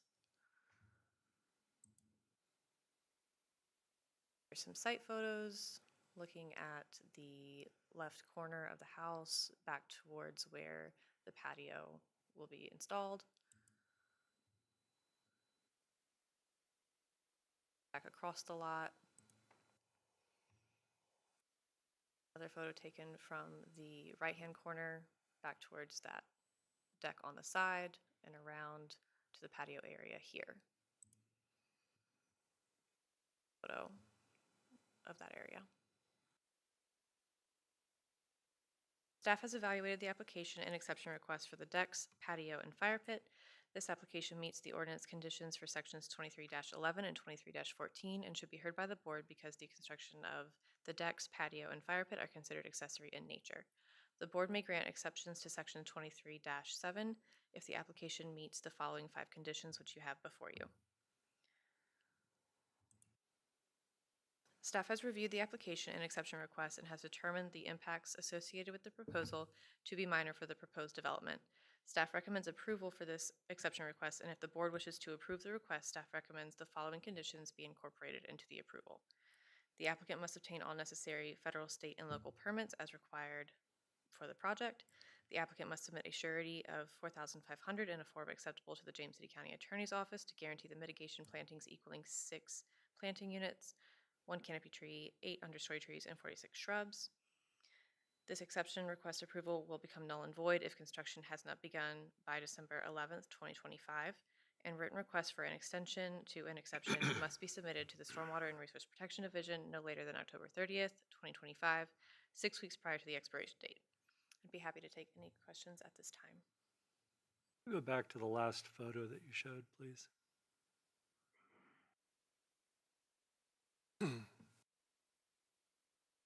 Is it deceiving, or is there pretty good topo break on the property? My concern is, are we mitigating any potential erosion issue now up front?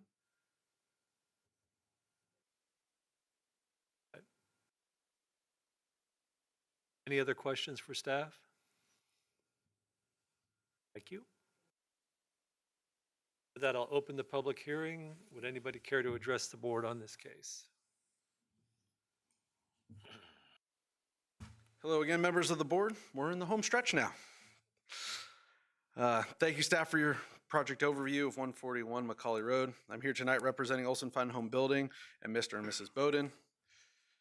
This proposed impact is pretty straightforward, but I'd like to highlight a couple of the items. This lot slopes from a high point on the western property line by the garage down to the Kings Mill Pond to the east and north. Kings Mill Pond is listed in James City County as BMP CC 019. Through multiple rough placements of the house on the lot, we were able to agree upon this location to best utilize a natural knoll with the least slope of the parking area and garage. From there, the rest of the house fell into place and ensured we remained outside of the seaward 50-foot buffer. With this limit of disturbance, as staff has mentioned, the board's decision tonight is for a modest deck, patio, and fire pit. These items were kept as small as possible to get the benefit of the use while respecting the impact within the resource protection area. Since the house sits on the slight ridge or knoll, the stormwater from our site is able to be directed in multiple locations, thus avoiding one location down the hill. As we are all aware, lots in Kings Mill are known for their possible erosion, and so we did our best along the entire north side of the project to have limited concentrated flow. Water leaving our site does enter into the BMP known as Kings Mill Pond.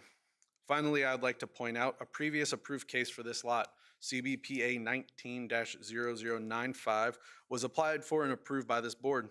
That project consisted of a patio, terrace, house, and pool.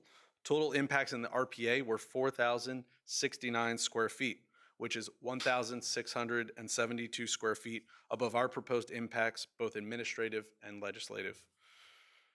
With our reduced proposed impervious on top of the modest proposed features, Olson Fine Homes, Mr. and Mrs. Bowden, and myself request approval for your project. I'll be happy to answer any questions. And first, Mr. Ridley, I will address, wrong way. Thank you. Going the wrong way for the site plan, Mike?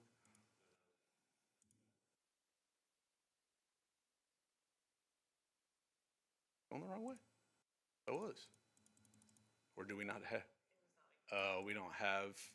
All right, then I will hand you, which I'll give to staff, Mr. Ridley.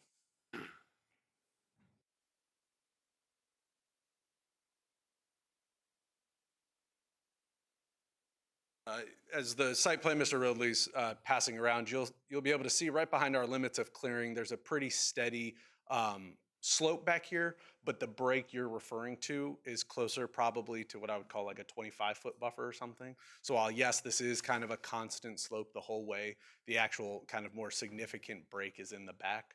And so as I mentioned in my comments, there's a swale that we have that comes around here. That's really our only concentrated flow along the eastern portion.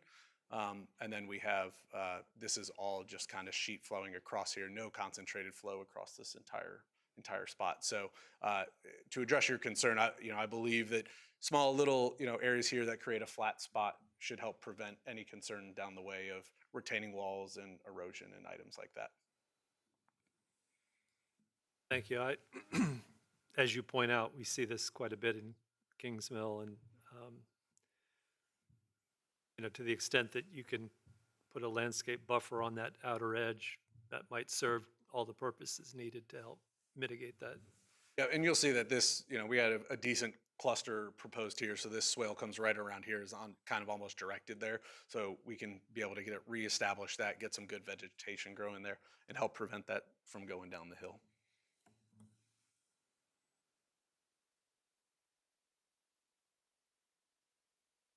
Any other questions for Mr. Grog? I also have a copy of the previous site plan, the 4,001, if anyone would like to see that. But I think the highlight there is a previously approved plan, 1,600 square feet more than what we're asking for has already come through the board. Reason for increasing the planting units from 2 to 6 because the desire to aesthetically get the trees along the driveway? No, so it's the mitigation we're showing is also for the administrative approval. So we have the mitigation for both the legislative as well as the administrative side. So it all get bundled together. Thanks. Any other questions? Thank you, Mr. Grog. Anybody else care to address the board on this matter? Hearing none, I'll pull the discussion back to the board.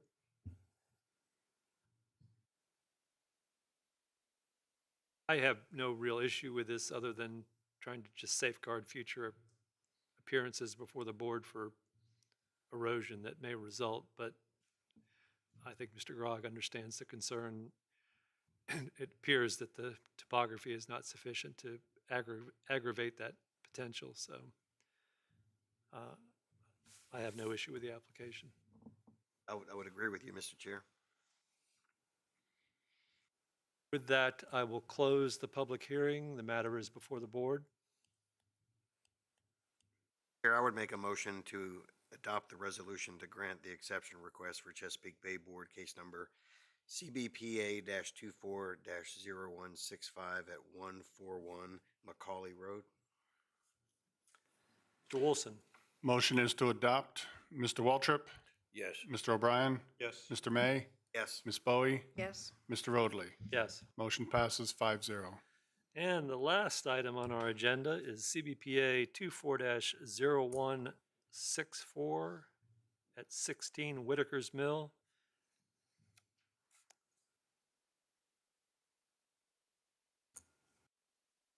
Mr. Chairman, members of the board, Emily Grogine, Watershed Planner, presenting CBPA 24-0164.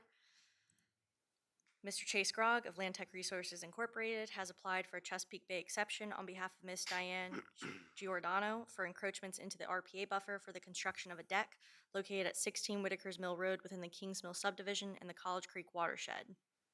The parcel was platted in 1973 prior to the adoption of the Chesapeake Bay Preservation Ordinance in 1990. You can see that parcel outlined in blue here along with the College Creek watershed boundary in yellow.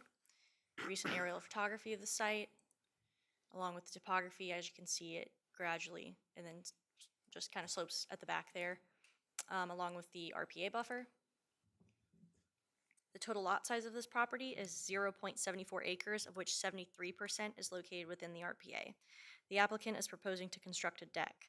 Total impacts to the RPA associated with this proposal equate to 256 square feet of legislative impacts to the 50-foot landward RPA and 1,189 square feet of administrative impacts to the 50-foot landward RPA, for a total of 1,445 square feet of impacts to the RPA. Required mitigation for this amount of impervious impacts equals 4 planting units or 4 canopy trees, 8 understory trees, and 12 shrubs. The applicant has submitted a mitigation plan equaling 2 canopy trees, 2 understory trees, and 23 shrubs. This does not satisfy county mitigation requirements, and the submission of a mitigation plan equaling 4 planting units, 4 canopy trees, 8 understory trees, and 12 shrubs will be required prior to the issuance of a building permit. We're currently working with the applicant on this. Additionally, the applicant is proposing 2 infiltration trench stormwater best management practices, or BMPs, to manage drainage on the lot. Prior to the issuance of a final certificate of occupancy, the applicant must submit a letter of installation from a qualified professional to the Stormwater and Resource Protection Division. No surveyed as-built drawings are required, but this letter must verify compliance with all approved construction plans for stormwater BMP facilities. Staff is also requesting that an affidavit be recorded in the Williamsburg-James City County Courthouse due to the environmental sensitivity of the lot. We have the proposed 50 landward impacts that need to be legislatively approved by the board in purple here. And then in this pink color here, we have those two proposed infiltration trenches along with the 100-foot RPA buffer, 50-foot RPA buffer, and the edge of water. As you can see, there are no current proposed seaward impacts at this time. And then moving further in, just showing the proposed mitigation, that is still a work in progress and is the reason, that being the reason it's currently a condition of approval. And then now you can look at these BMP specs. They are relevant to this project. We have the BMP specs for the infiltration trench number 1 and 2. And then just some site photos, kind of giving you an idea of where that deck is going to be. And you can kind of see from here how it then just slopes off. So right about here is where that deck's going to be. And then one of the infiltration trenches back here, and then one not photographed to the right here. Just turning left more to show you kind of the extent of that deck and the encroachment in that RPA buffer for the proposed work. Staff has evaluated the application and exception request for the construction of a deck. This application meets the ordinance conditions in sections 23-11 and 23-14 and should be heard by the board because the construction of a deck is accessory in nature. The board may grant exceptions to section 23-7 if the application meets the following 5 conditions outlined in front of you. Staff has reviewed the application and exception request and has determined the impacts associated with the proposal to be moderate for the proposed development. Staff recommends approval for this exception request, and if the board wishes to approve the request, staff recommends the following conditions be incorporated into the approval. Applicant must obtain all other necessary federal, state, and local permits as required for the project. The applicant must submit a surety of $3,000 in a form acceptable to the James City County Attorney's Office to guarantee the mitigation plan equaling 4 planting units and the construction of 2 infiltration trench BMP facilities. The applicant must submit a mitigation plan equaling 4 planting units prior to the issuance of a building permit. An affidavit must be recorded in the Williamsburg-James City County Courthouse prior to the issuance of a building permit, and the applicant must submit a letter of installation from a qualified professional to the SRP division prior to the issuance of a final certificate of occupancy. This letter must verify compliance with all approved construction plans for stormwater BMP facilities. No surveyed as-built drawings are required, and this exception request approval will become null and void if construction is not begun by December 11th, 2025, and written requests for an extension to this exception must be submitted to the SRP division no later than October 30th, 2025, or 6 weeks prior to the expiration date. If you have any questions, I'd be happy to take them at this time. Any questions for staff? Thank you very much. I'll open the public hearing. Mr. Grog. Hello again. We've made it to the end, and luckily we're just going across the pond from the previous case. Thank you, staff, for your overview of 16 Whittaker's Mill Road and all the projects tonight. I'm here representing Walker-Wright Construction and Mr. and Mrs. Giordano. For this project, the proposed legislative impacts are minor, and we worked with staff and our clients to place the home where it made sense with site topography. Upon our initial submission of the site plan, staff requested that the location of the house be revised to be closer to the front setback line. In reviewing our proposed grading to allow for the basement to function, it was determined that roughly the same impacts would occur behind the house to bring the grade down to a point that would match the walkout portion. In our conversation with staff, we proposed 2 infiltration trenches as mitigation for the proposed location of the house and buffer impacts. This mitigation would be on top of the normal planting mitigation, which will be revised and provided to staff to equal the required 4 planting units for the project. In placing the infiltration trenches, we have the ability to capture a majority of the site's drainage while also keeping this water away from the top of the bank and rear of the property. This mitigation helps with both the proposed legislative and administrative parts of the case. Any water that does not go into infiltration trenches will go down the hill into the JCC BMP CC 019, known as Kings Mill Pond. Based on the minimal impacts described above and proposed infiltration trenches, myself, Walker-Wright Construction, and Mr. and Mrs. Giordano request approval for the project. I'm happy to answer any questions you have, as well as Mr. and Mrs. Giordano are here as well. Any questions for Mr. Grog?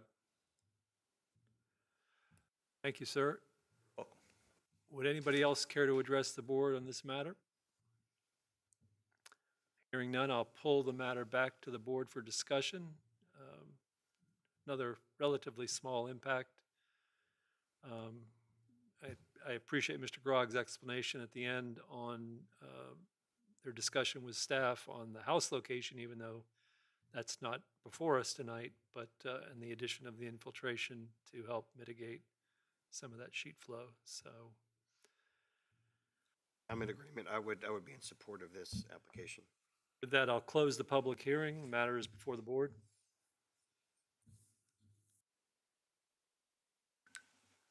Mr. Make a motion to adopt a resolution to grant the exception, Chesapeake Board, CBPA 24-0164 at 16 Whitaker's Mill Road. Mr. Wilson?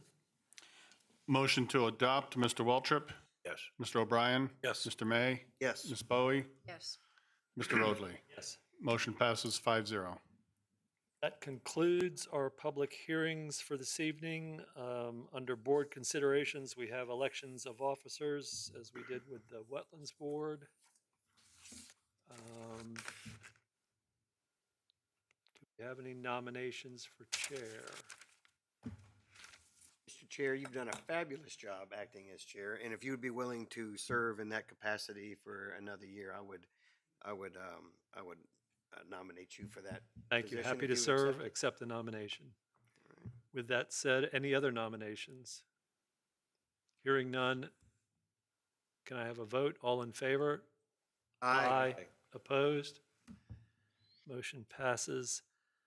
Vice Chair, do I have a nomination for Vice Chair? I'd like to nominate Ms. Bowie for the vice chair. We have a nomination, Ms. Bowie.